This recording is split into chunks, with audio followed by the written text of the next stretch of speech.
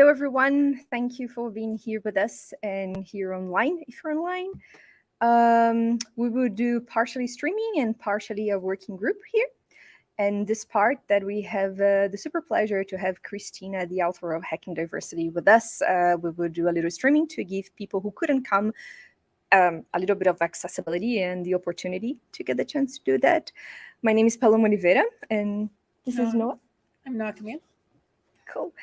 And just before we start, we will give short community announcements about what's going on today.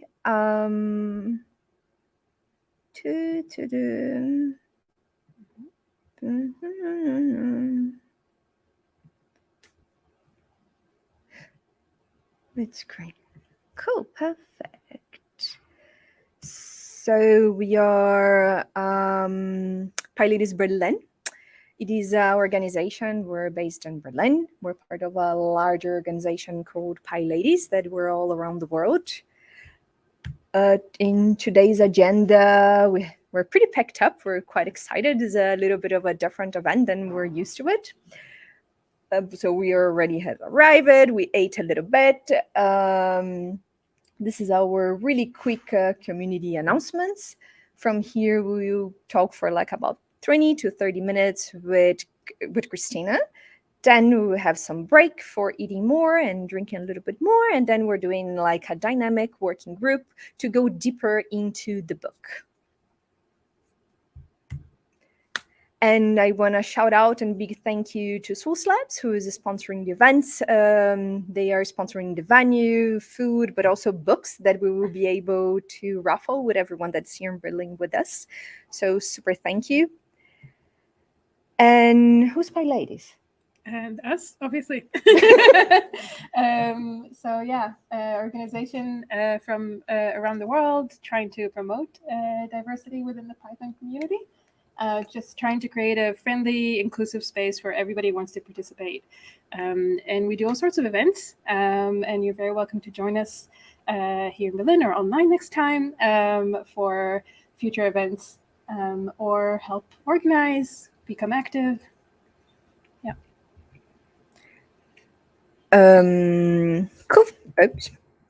And as Noah was saying, everyone is really welcome. It is volunteer and community-based, which means that if you feel the urge or the need or the wish to contribute back, you are always welcome. It doesn't matter your background, it doesn't matter your experience, and we need all sorts of support from more technical things, but also event organizing or just supporting in general. You can also, it's very free for you to propose some activity, anything that helps us to support more diversity in tech and in the open source space. You can also tell us what you're interested in and wish we had in this space. Well said.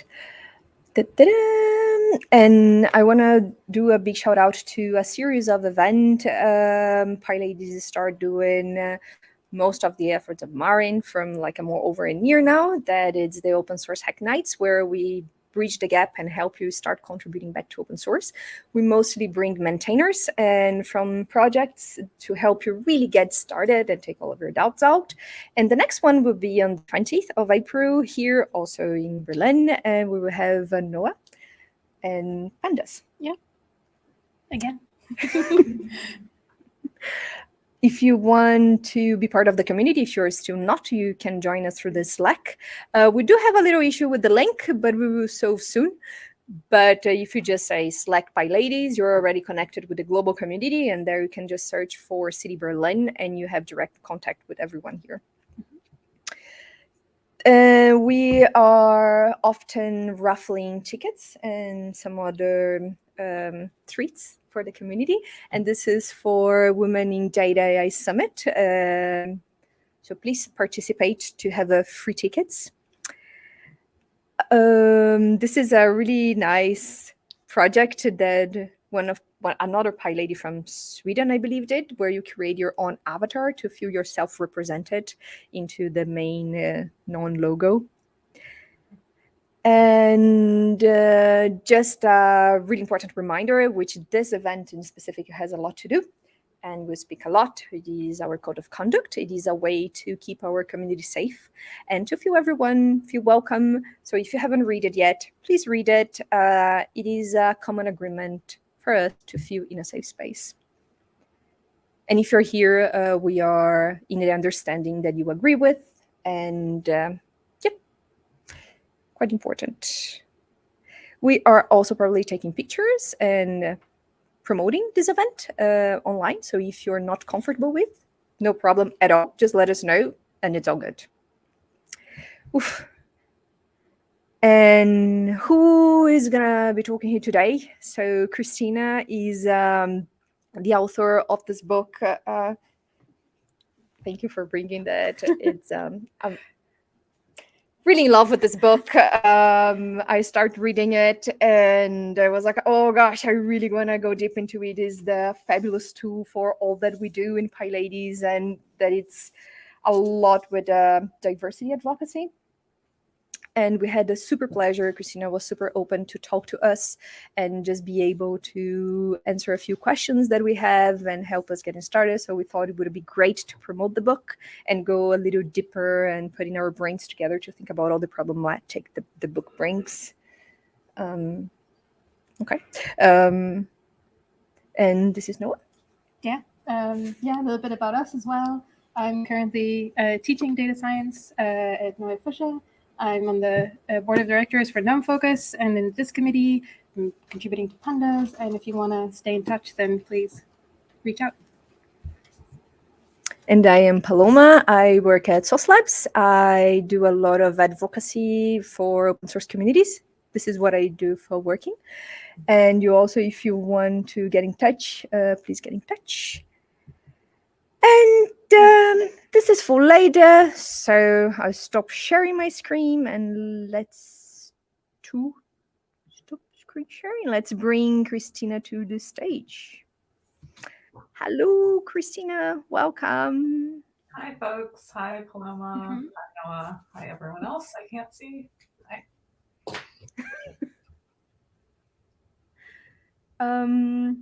So first of all, we really, really appreciate your openness to talk to us and to share a little bit about you and your experience. And we thought this first time is just for curiosity, who's here today have read the book or know about the book? Just so Christina know, it's like maybe 30% who is here do not. Oh, perfect. Don't know the book. So our talk with you, I thought we could be more introductionary so we can later on go in deep in the issues. Yeah. So maybe just to get started, Christina, could you tell us a little bit about you and your main interests? Hi, yeah. So I'm a professor in the United States in Los Angeles, although I'm currently on the East Coast, so hello. Yeah, my field of study is called Science and Technology Studies, and so that's social and historical studies of science and technology, sort of in society and culture. And so that's my basic orientation. I teach in a school of communication, and so a lot of the work that I do there is, history and social studies of communication technologies, the internet, those kinds of things. But I'm basically always interested in kind of what I would call the politics of technology, sort of how systems of authority are embedded in science and technology, and often, who they benefit, how they're built, how they're contested. So I assume that you can see, those kinds of themes coming out in the book you've read. And what took you to write, because it's such a niche community. So the book, for the ones who haven't read it about, Christina did a really deep research for 5 years. Is that correct? Like from 2010 to about 2015, going really deep and integrated into hacker spaces and fab labs. So really a lot about the do-it-yourself communities. And what brought your interest as a researcher to go into these specific communities? Yeah, that's a great question. Again, the benefit of this kind of research is it can be kind of very, deep and intense, and a long commitment, like other kinds of, ethnographic study, to really kind of try to understand community worldviews or controversies. So funnily enough, the path into this project runs through maybe arguably an even more niche community, which is, I had written a book prior to this about community radio activism and people in the US advocating for more access to community media generally, but focused specifically on FM radio. And that was a very interesting time to be making that argument in the mid to late 90s and turn of the millennium, when, as many of my audience is no doubt aware, there was this newer technology, the internet, that everyone was really excited about as a sort of the ideas about democratizing communication and sort of free and open access and all these things.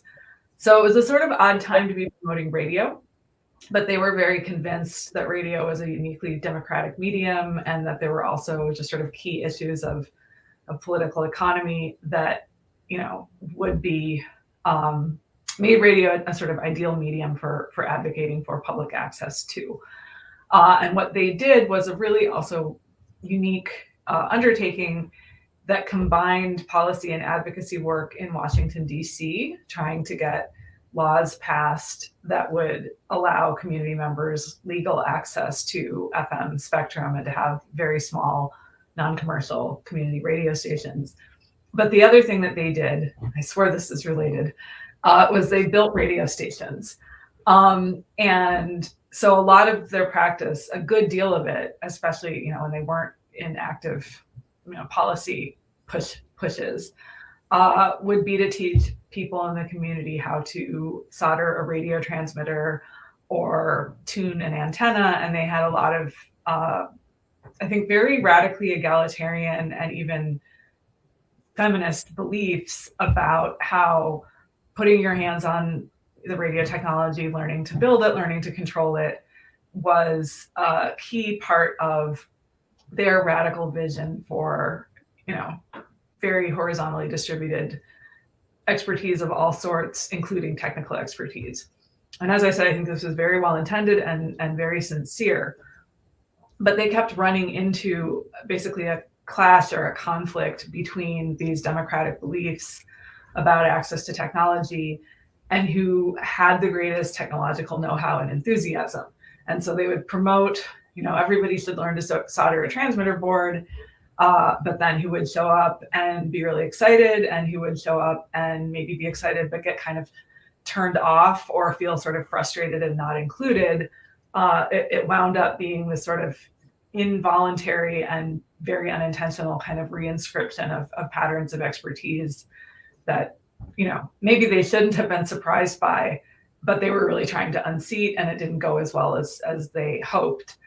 And so when that project was finished, there's just kind of a thread that I followed out of that project into the work that became Hacking Diversity, because some of the people that the radio activists interfaced with and sometimes collaborated with, other times were, maybe in some disagreement with, were kind of hacking communities, which they saw as, again, sort of potentially really good about democratizing technology, but in other ways, again, maybe having kind of uncritical beliefs that they didn't share, and maybe different political commitments. I know that hacking is not a monolithic community or set of practices, but basically, so it was maybe around 2006. I think I mentioned in the book this EU study that came out that showed that the rate of participation by women in FOSS was dramatically lower than people even sort of knowing, on a gut sense that it wasn't, an equal space. This finding that it was something like less than 2% of the practitioners were women really shocked people and turned into a kind of call to action in FOSS communities.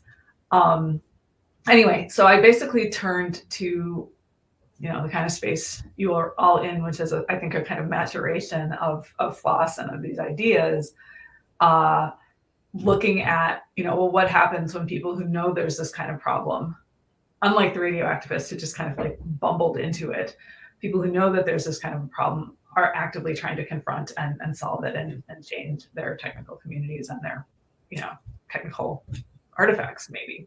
So that's the backstory. So it was a kind of, as I think a lot of research is, it's a kind of serendipity. I happened to be running into this thread as I was wrapping up another project and, saw a way to make these questions that had been important but not central in the prior project to center a new research project around them.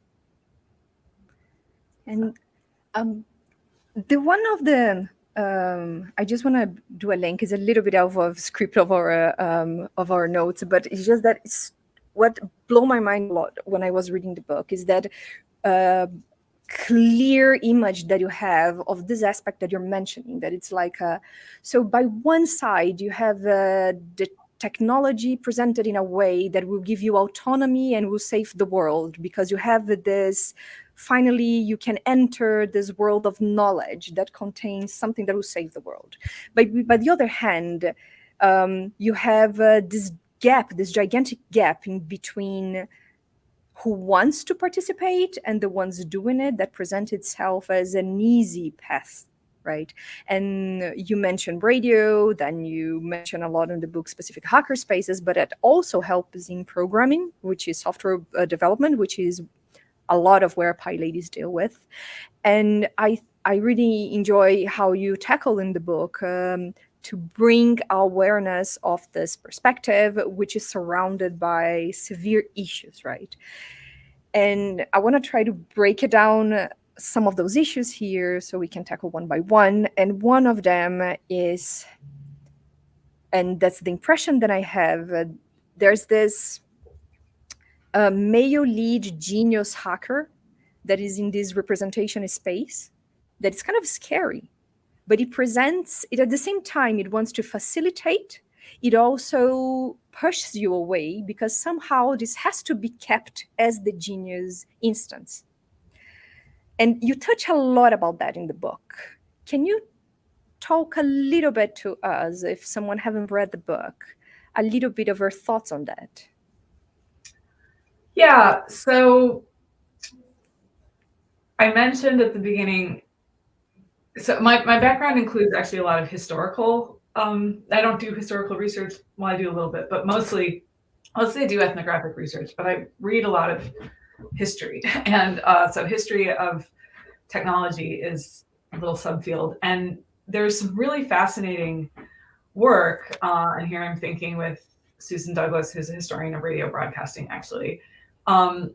She argues that there was a shift in masculinity itself around maybe the end of the 19th century going into the 20th century. And here I'm speaking from the United States. But that the sort of, so, we know gender is a social construct, and it's flexible and, varies across culture and across time.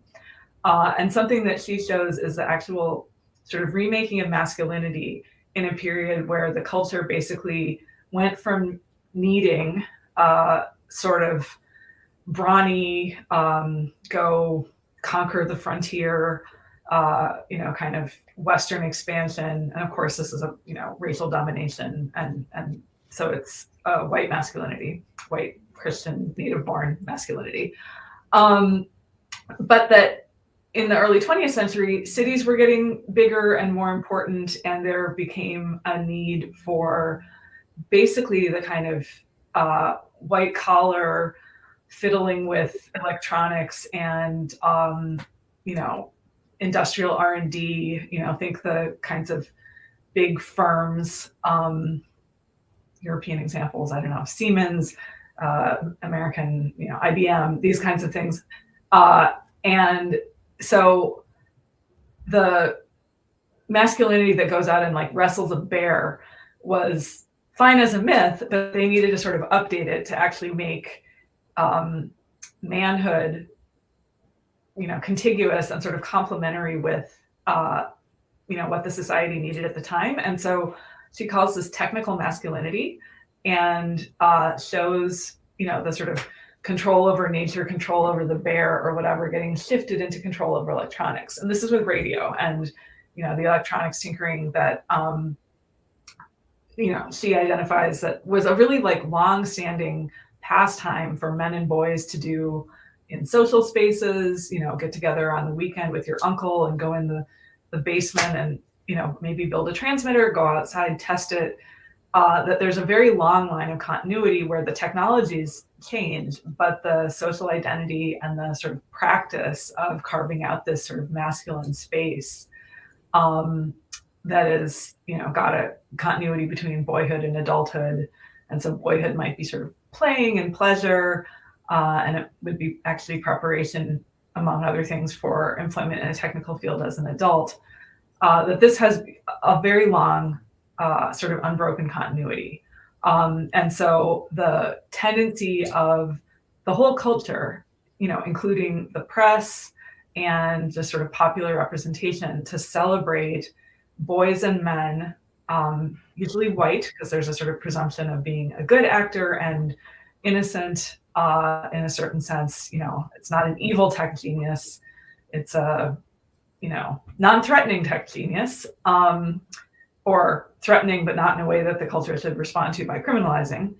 And so, yeah, since the early 20th century, there's been this basically cultural script for celebrating that, inculcating it in boys and men, but also people who don't, fit that essentially stereotype may not get encouraged in the same way, or may not get recognized in the same way. So the cultivation of the sort of lone boy genius, playing with his, whiz bang new toy that is going to have, wide social applicability, but he's the one who knows how to control it. He's the one who knows how to invent and build it.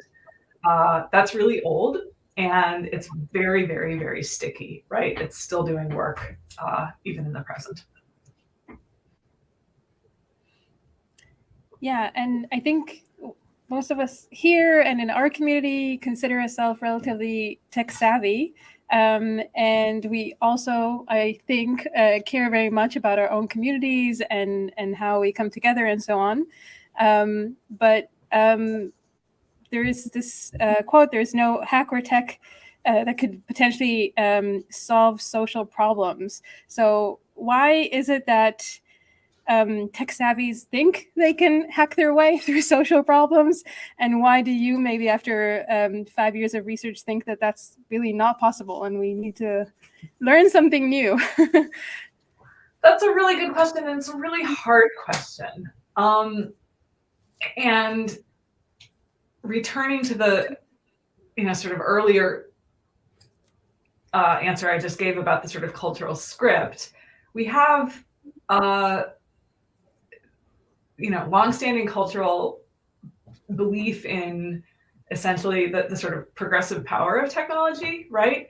And so a lot of hope gets placed in solving social problems through technology, but also in the social power of people who control technology, being vested with a lot of power and a lot of, maybe responsibility.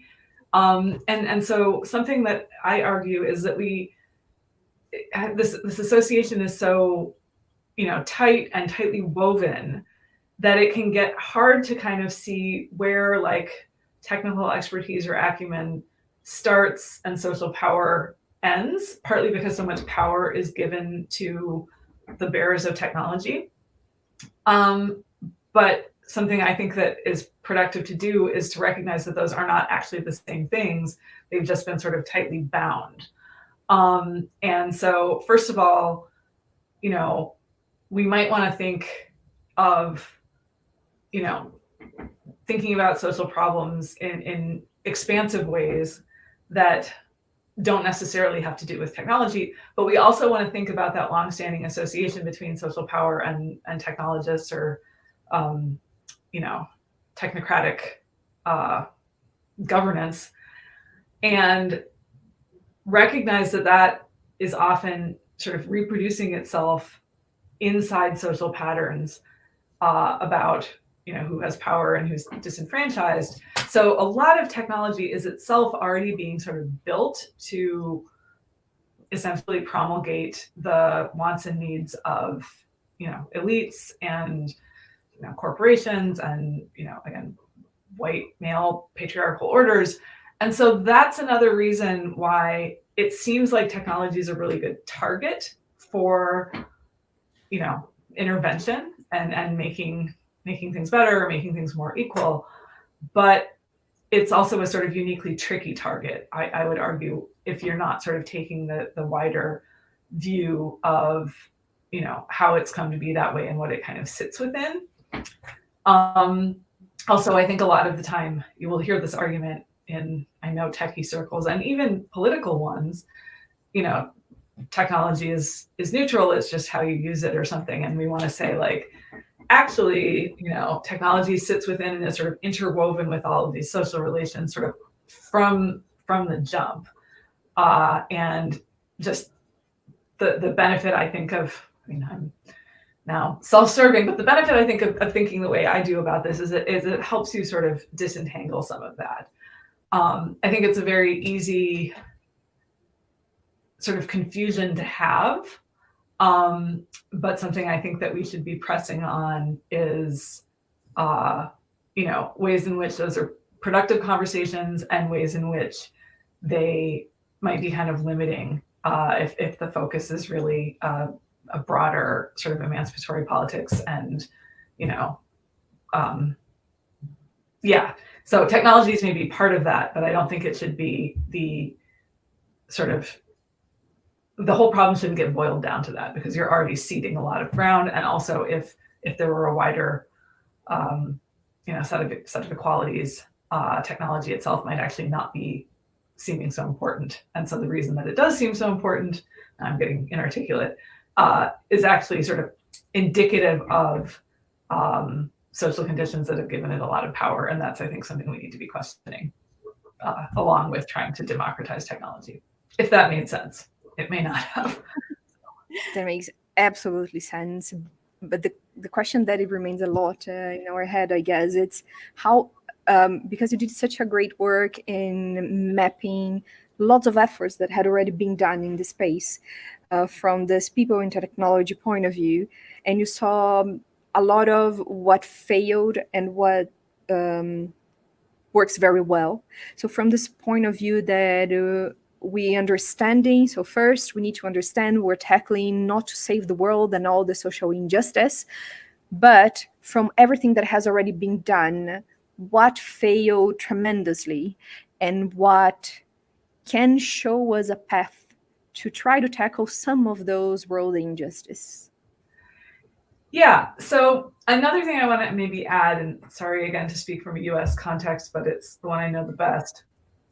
This research was mostly in the 2010 to 2015 approximately era, as you mentioned, Paloma, and that was the Obama years, the second half of the Obama administration. And I think that there were some in the US who thought, narrative is always one of progress, it might be coming along a little more slowly, or sometimes one step forward, two steps back, but there's a clear trajectory. And I think having a Black president who was himself in certain ways, happy to embrace a kind of post-racial or to let that post-racial politics be sort of carried out in his name, it was maybe an easier time to think like, oh, if we just diversified tech, that would solve a lot of problems. Record scratch, right? 2016, Trump is elected, and over the last, few years, 2020, the big uprisings for Black Lives Matter, I think it's become maybe a lot more clear to see that, some of the full-throated and full press for, again, equality and enfranchisement and full citizenship in a multiracial, multigendered, striving to be a democracy. There are some forces that really want to press, down on that and take away rights that have been granted and rights that are being claimed. And I think it's maybe easier to see that now. Someone who reviewed this book actually a few years ago, an academic, wrote the review before George Floyd was murdered, and then after, again, summer of 2020 took off over here, got in touch with me to say sort of like, oh, I really see what you were talking about now. So I think that the things that succeed and are really important are sort of cultivating the community. Some of what you're doing here, right? Having standards you can enforce, having thought about ways of being inclusive, having, goals for the community that can actually liberate you to do some of the work you want to do, with tech and with your community. So you don't have to have the same elemental basic fight over whether, we should allow absolute free speech that really hurts and harms some people, right? Like getting past some of that, I think is terrific, and cultivating the communities that you want. And again, I really think that this represents an exciting sort of maturation of floss compared to the cultural milieu when it was brand new, right? So I think that that's wonderful, and can be very, very successful. I think the pitfall, and I'm not sure that this is as, I want to say, maybe prominent as it would have been in 2013, is again sort of mistaking that for the entire universe of social progress, because I think we need both. And I think just having an analysis about, where you want to place your efforts as a technologist, but also just as a person, and everybody's going to come to different answers. But I think it's just kind of important to understand where some of the boundaries are. But I think that the strength, and something I find really encouraging, is having those conversations in communities, allowing you to, forge new agreements that allow you to do the kind of work you want to do, in ways that wouldn't have been possible a decade ago. So I think that alone is actually a really important social good. It's, it's unfortunately not the hack for solving all of inequality, but nor should it be. Like, I don't think that's a fault of, floss communities. These are really deep structural problems. So I think the congratulations and sort of credit where it's due is if what you're trying to do is make these communities more inclusive and more reflexive, about the goals you have for being in community together. I think that's really important, actually. And, how that might or might not sort of scale up or touch outward, is an open question. But also, I think these spaces are important because they're not they're not workplaces, and they're not other kinds of like formal institutions that are imposed on us. So, participating in conversations about governance and, ideal forms of being in community with one another is actually important. Thanks. I think Palau and I were also talking before about how much this book meant to us and as advocates, and how valuable it was for us to kind of see real serious research into this work, and how inspiring it is. I know your work pivoted also after that into yet another new topic, which I'm sure somehow was connected, but somehow not. Maybe you'd like to tell us a little bit about what you're working on now, what's next, in case people want to follow or learn more. Yeah, happy to. And I'll just say before I do, for me, a real unexpected benefit of this book, one writes one's academic screeds or tomes or whatever. Like, it's been really nice that practitioners have connected with it. And that wasn't something I was necessarily anticipating. And so it's been, part of what is a pleasure to come talk to you all today is hearing that that's been meaningful in your work is actually really meaningful for me. So thank you for that. Where I'm going now. So in the meantime, there's always a lag between something getting published and the years of, tears and hardship or whatever, working on it. So I moved to California for a job and partly for family reasons, in, I guess, a little over 7 years ago. And when I moved out there, I had also been, as all of us are, I think, becoming more and more just sort of acutely aware of climate crisis is not, coming, it is here, these kinds of things. And so when I crash landed without any background at all in Southern California, I was total alien there, really got my sort of head turned by the energy infrastructure there. It's something you may not know. I did not know. California has a great reputation for environmentalism, but is actually big oil producer, big oil refiner, and sort of participant in the commercialization of petroleum. And also the greater Los Angeles, there are two container ports that together, they're like nested together, they're just administered separately, and together they're the biggest port in the Western Hemisphere. And so I, again, having a background and expertise in, thinking about technology and society, shifted a bit to thinking about other technological, infrastructure that wasn't control of the media system or control of,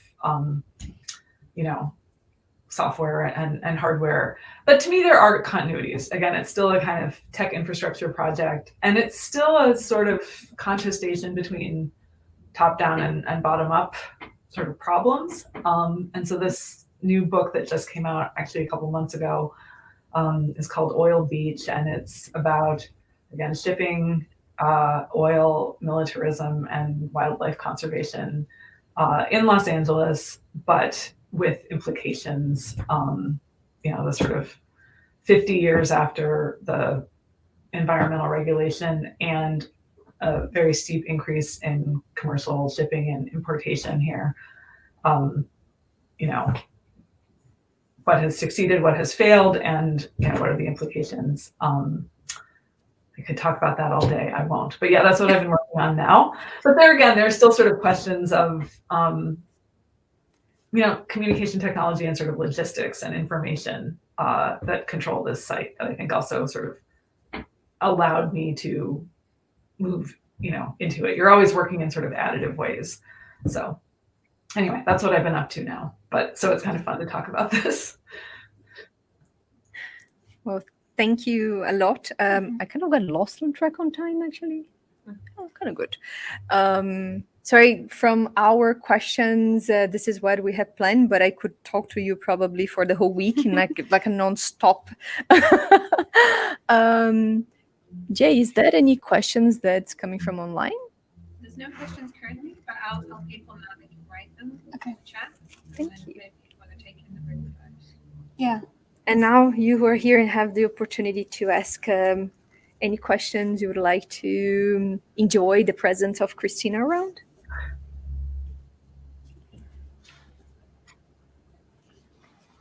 I think everyone is processing a lot of information, and in a few minutes we will have some literally food to fulfill our thoughts before we're joining a dynamic working group, going deeper into these topics that are a lot to unpack. Maybe, I don't know, Christina, if people want to stay up to date with you, is there a place that people can follow your work, or what's the best way to do that? I guess if people are, I'm part of the, well, I wasn't a Twitter user until the typos. I wasn't really a Twitter user until the pandemic began, and then it became pretty indispensable. But then since we know what's happening over there, I am part of the Mastodon community now. And I noticed it looked like you are also, Paloma, so I'll follow you there. That's if you want to hear me shouting into the wind or whatever, that's probably the best place to find me. And I will add, I can, move along maybe. But I actually thought some of the conversations with the big influx of people in Mastodon, the sort of arguments that started happening were sort of funny to me, having worked on these topics. On point. I don't mean funny, and I'm laughing at it. It was actually really interesting to see the kind of instantiation but again, I think maturation. I think that those communities were much more ready for those conversations.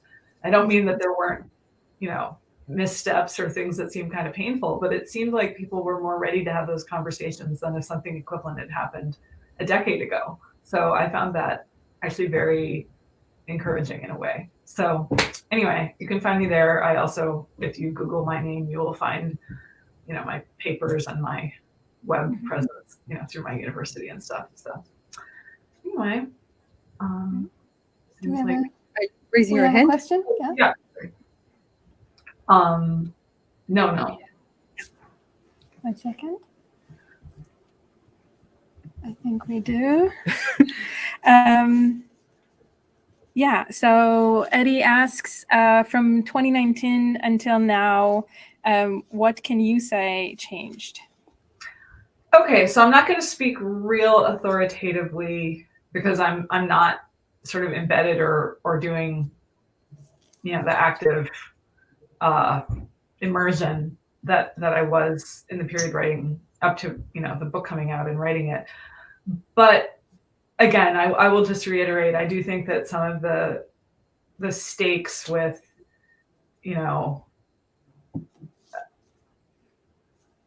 just sort of very dire problems of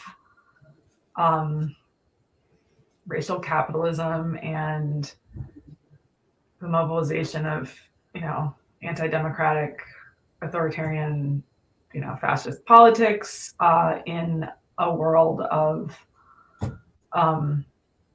again, sort of accelerating climate, I don't know, crisis. Like the reasons to have, analysis and mobilization that can maybe like sophisticately include tech, but not focus exclusively on it. I think that's become very clear. I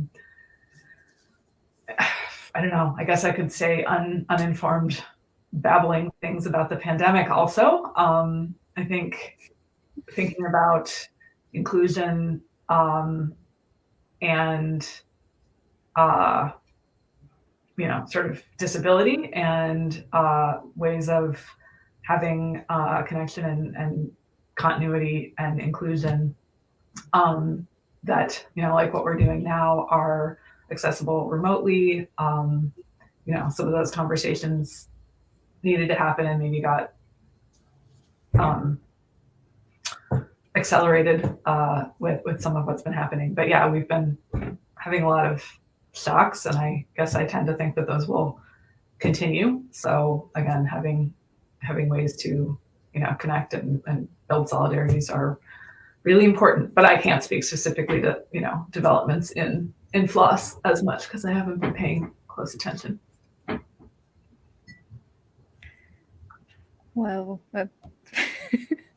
Yeah, sorry. Jessica raising the hand. Is one more coming? It's Yeah, please.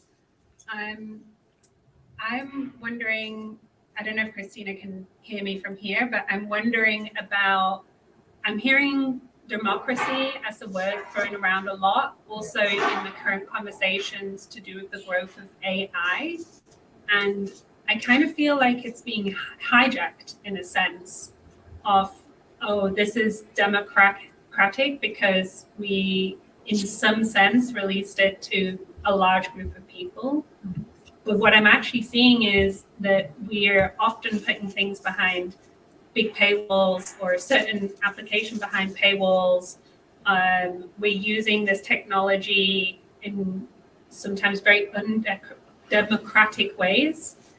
And it's all really led by a very small percentage of big tech, which is predominantly run by this white masculinity that you spoke about earlier. So I wondered what your perspective was on that, and how you're seeing things develop in this area. Yeah, I could hear you fine.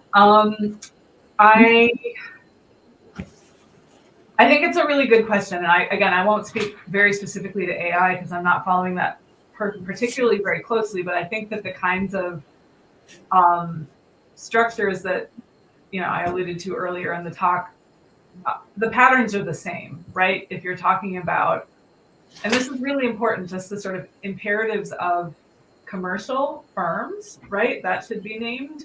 And the imperatives of commercial firms developing, anything in a world that is constitutively, sexist and racist and all these kinds of things. And, the incentives to make facial recognition to control borders, or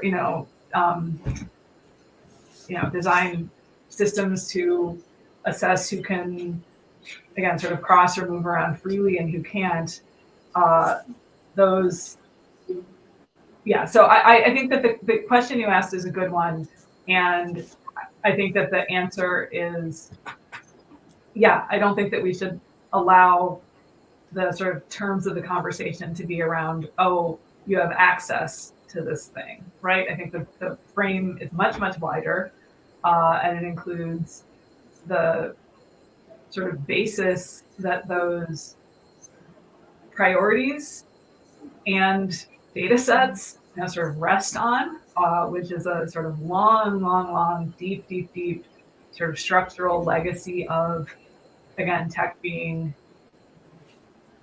developed in commercial non-democratic firms. What would it look like if there were a people's AI or a non-commercial, publicly funded AI, right? So saying the democratic part is the access is a trap. No, I don't think we should buy it.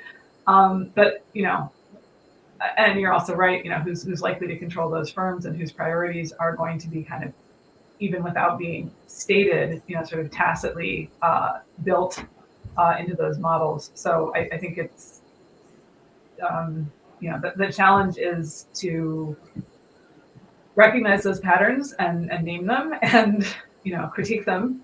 But also to keep thinking, I think, broader and deeper, right? Again, I'm not that, and here's also where sort of diversity in tech can be kind of seductive, but also I think kind of insufficient and a trap, right? Like even having, very skilled women of color in leadership positions in these companies puts them in a very, very tenuous position, as we saw with Google a few years ago. The sort of firing of people who were being critical of, the sort of bedrock assumptions of what the firm is up to. That's not ever going to get solved by diversity in tech, right? So I think we need, as a society, to be thinking about ways to fund and govern, these technological systems, ideally outside of, in addition to commercial firms. And I'd be fine with not having the commercial firms. Worker-led co-ops. But yeah, like that to me would be a very different democratic AI than what is apparently being passed along right now. So good question. A lot of thinking there. Yeah. Shall we wrap up? Yeah. I have another question. Go for it. Please. If that's okay. Does someone else have one? Like, someone else can go first. Go ahead. I also was wondering about, I feel like, so you mentioned like in the Obama years, and yeah, it's a US focus, but I think like the US does lead a lot of conversations in this topic, and I think to the George Floyd murder and the Black Lives Matter initiatives afterwards. And I feel like there was this moment where we saw a lot of D&I initiatives happening within companies. We saw like kind of a focus on that. And it feels also with the current political status that lens has kind of clouded over significantly. And I wonder, do you see that also as a similar pattern? And do you see us getting back to a space where we can kind of come back to that discussion and have it at the forefront? Yeah. I don't pretend to know exactly what the, you know, catalysts might be for anything like the uprisings of 2020 in the US and globally. Certainly in the US, police are continuing to murder civilians, and they killed more in 2022 than they did in 2021, and they killed more in 2021 than they did in 2022. So it's not that police killings have stopped, but I think the sort of, again, big questions about you know, carceral and militarized ways of controlling populations are, you know, hitting all of us in different ways. And I think our communication infrastructures, I mean, what's happening with Twitter is, again, unfortunately, a good example of just the trashing of a very imperfect, but nonetheless valuable place to communicate about these things and to sort of share in real time, you know, images of things that were happening that were very unusual. So I think, I don't know if I have a good answer. I think we should be cynical about corporations. I think they are essentially, again, even if individuals are sincere, I think that sort of institutions are incapable of being anything other than, you know, sort of cynical about the power they wield. But the, you know, hypocrisy of like putting up black squares as your social media avatar, while, again, I'm thinking with Amazon right now, like expanding, giving law enforcement access to your neighborhood surveillance network. You know, it's not even cynicism or hypocrisy. It's just like, I mean, it is, but it's like, it's built in, right? So I think people can stay aware, push back. I think there, at least, again, I'm speaking from the US, there is a decent amount of it's reactive, which is too bad, but you know, in local governance, like coming together to ban AI in a municipality or a neighborhood, or sorry, not AI, facial recognition, which has AI maybe in the background.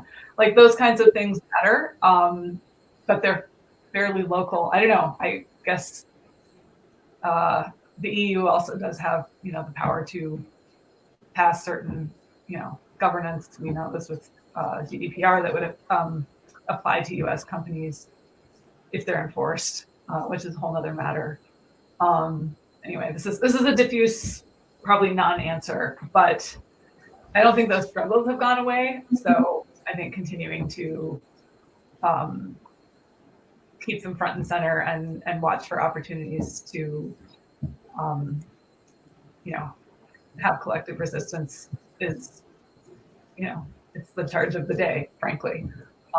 Yeah, and I don't think companies are going to become good actors unless forced. So, yeah. Thank you so much. Thank you also for the presentation. Maybe just as a final follow-up, do you see those parallels in the work that you've recently done for your newest book in relation to climate action? I feel like maybe yes, but I'd be interested to know your thoughts. Again, I don't want to be sort of too out over my skis with, you know, saying things that I'm not really qualified to say. But yeah, I mean, there's existential, you know, problems and that have been a long time coming. You know, they were baked in for, I think, a very long time, but some of them are sort of coming to a head and will be remaining. But yeah, sort of, I don't know, breaking the power of where like tech and the oil companies and empires and surveillance meet, and they're all very, very, very related, actually. Like here, the energy usage and energy commitments by, you know, again, Amazon and Google with big data centers. You know, I think those intersections are, you know, the important political struggles we'll be seeing for the foreseeable future, no matter which side of the Atlantic we're on. So interesting. Jessica kind of read my mind.